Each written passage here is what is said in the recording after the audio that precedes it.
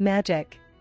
Magic, occasionally referred to as the higher mysteries, is a powerful but little understood force in the world.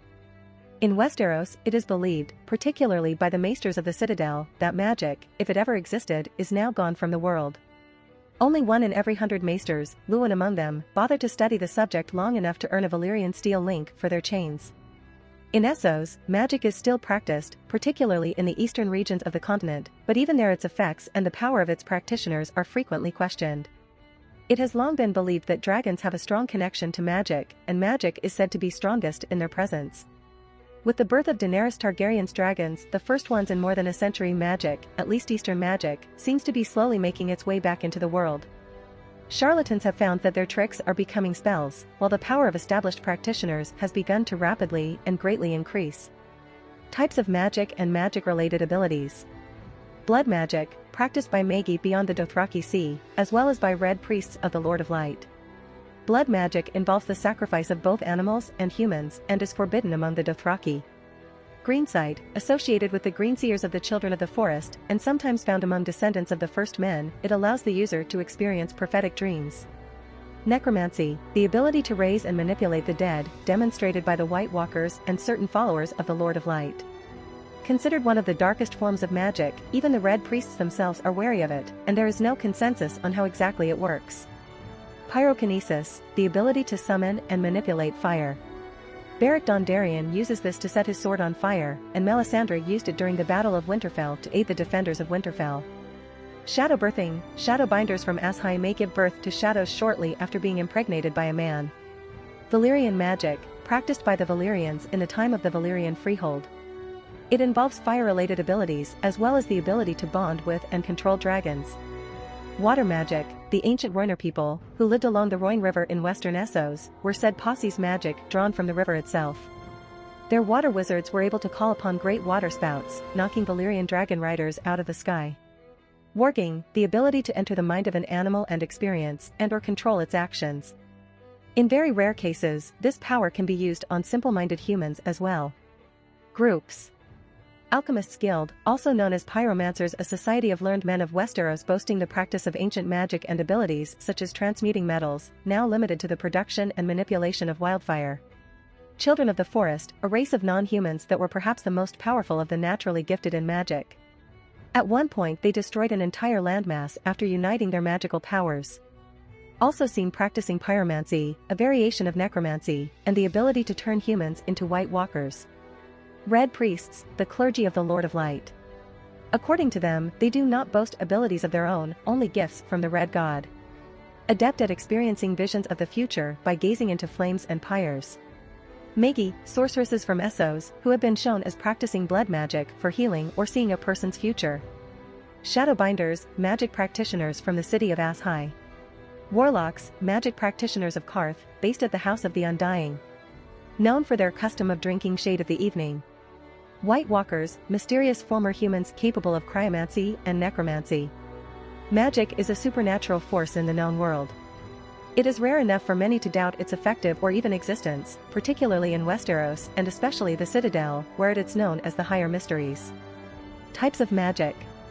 Magic is a little understood force in the world. It has been so long since magic was truly potent that most understanding of it only lives on in superstition and rituals of questionable validity. Blood, life, and death seem to be keys that can help unlock the secrets of magic. In Westeros and most of the lands west of Valyria, magic is held to be a mythical force only. The Maesters of the Citadel may apply for a Valyrian steel link for the study of magic, but they believe it to have faded away following the doom of Valyria, since there has been no record of its use in Westeros since that time. Magic has remained a potent force in Qarth, where the enigmatic warlocks of the House of the Undying are said to possess great powers. All manner of wizards, sorcerers, necromancers, spellsingers, aeromancers, blood mages, and more are said to gather and practice their arts in the lands by the Jade Sea and As High by the Shadow. Some of the abilities exhibited by those who practice magic are: elemental control allows practitioners to manipulate elemental forces. Fire mages and some Red Priests of R'hllor can evoke fire with their bare hands in order to engulf their weapons in flames, to use the fire alone as a means to attack enemies, or just to amaze crowds. The wizards of the Rhoynar were able to use water magic to manipulate water, such as the River Rhoyne. Aeromancers are known to practice their art in As High. It is possible that other wizards and sorcerers know ways of using other elements. Divination is the ability to see the future either through dreams or looking in the fire in the case of the followers and priests of the Lord of Light. This is called greensight if following the way of the old gods, or dragon dreams if it is done by a Targaryen. Skin changing is the rare ability to enter the mind of an animal and control its actions. Having the blood of the first men may make it more likely for someone to be a skin changer. Raising the dead is an extraordinary feat performed by some followers of R'hllor after performing the last kiss. However, the reborn person may have difficulty remembering parts of their past life or exhibit a change in personality. The revived still have any wounds incurred before their passing. Necromancy is the ability to raise the dead as mindless automatons bound to serve a specific purpose. Necromancy is said to have been practiced by the Bloodstone Emperor, Dagon Drum and Morgan Bane Fort. Glamoring is when wizards and sorcerers change their appearance or the appearance of others by using light and shadow. Some glamours are associated with specific objects. Years of practice can be needed for effective glamour use. Blood magic is said to be darkest and possibly the most powerful of magics. Practitioners of blood magic have dark spells to save a man from death, though some say death is cleaner. Alchemy is a diverse range of practices involving the creation of substances or materials with magical powers. The Alchemists Guild in Westeros specializes in this, claiming that in the past they were able to transmute base metals into gold, along with other powers. In recent centuries their power has waned, and they focus on creating the incendiary substance known as wildfire, which burns much hotter than pitch and cannot be extinguished by water. They claim that wildfire's power is magical in nature, though the exact ingredients are a closely guarded secret. Most surviving books about alchemy have been distorted by amateur practitioners, and study of them rarely yields practical results. King Aenys I Targaryen dabbled in alchemy, astronomy, and astrology. Westeros. Other than the children of the forest, who are said to have been strong in magic, native magic in Westeros is rare. In days past, the greenseers of the children possessed incredible powers over nature, including skin changing, slipping into the minds of beasts, and greensight, the power to foretell the future. Though the children of the forest and their greenseers have long passed from Westeros, there are still descendants of the first men who possess those powers. The knowledge of the existence of skin changers is exceedingly rare in Westeros, except perhaps among the free folk who live beyond the wall. Members of the Alchemists Guild know some sort of magical ritual involving the making of wildfire, and possibly smiths who rework Valyrian steel know something of the arcane as well. Essos. All Valyrian magic was rooted in blood and fire. It is said that they could set dragonglass candles to burning with strange, unpleasantly bright light. With the obsidian candles, they could see across vast distances, look into a man's mind, and speak with one another though they were half the world apart. It is often said that the old wizards of Valyria did not cut and chisel stone, but worked it with fire and magic as one might work clay. The people of Valyria were strong in magic, and they used their powerful wizards and their dragons in conjunction with their armies to conquer most of western Essos. Dragons were controlled by whips, dragon horns, and sorcery.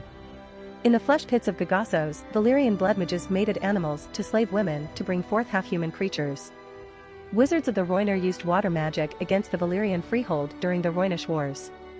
It is believed that magic died out in the west and the lands of the Long Summer after the doom of Valyria, despite attempts to restore it through spell-forged steel, stormsingers, or dragons. Dothraki c. Ordinarily, the Dothraki despise Magi, believing them to be women who lay with demons and practice the blackest of sorceries. Their powers are said to be vile and soulless. However, according to Miri Mazdur, there are women of the Dothraki who know magics of grass and corn and horse. Further east. In Qarth, the enigmatic warlocks of the House of the Undying practice curious rituals. Qarthine warlocks once bathed Samwell Tarly in Auroch's blood to make him brave. Shadowbinders, spellsingers, and aeromancers from As-High are capable of great and terrible feats. There are fire mages who can conjure ladders from the air that are made of fire and can stand 40 feet high. The mage can climb up the ladder, each run disappearing behind him, leaving nothing but silvery smoke. When he reaches the top, the ladder and he are both gone. In the books. In the A Song of Ice and Fire novels, the overall nature and state of magic is similar to how it is presented in the TV series. Magic at the start of the series is so rare that almost everyone west of Valyria believes it to be gone, if it even existed. To the east of Valyria's ruins, magic's existence is not in doubt, only its potency. When Daenerys successfully hatches her dragons, practitioners of magic across the world, from Qarth to Old Town, gradually discover that their once meager power has increased significantly. Although it has not been established much in the series, ASOIAF is widely regarded as the center of magical lore. It and the nearby Shadowlands are also rumored to be the home of the darkest magics known. The faceless men of Braavos appear to seemingly possess the magical abilities that allow them to change their appearances at will. But the exact nature of the phenomenon is unclear. In conjunction with preparing and utilizing the faces, as well as Mummer's tricks, the faceless men use magical glamours to aid in their disguises.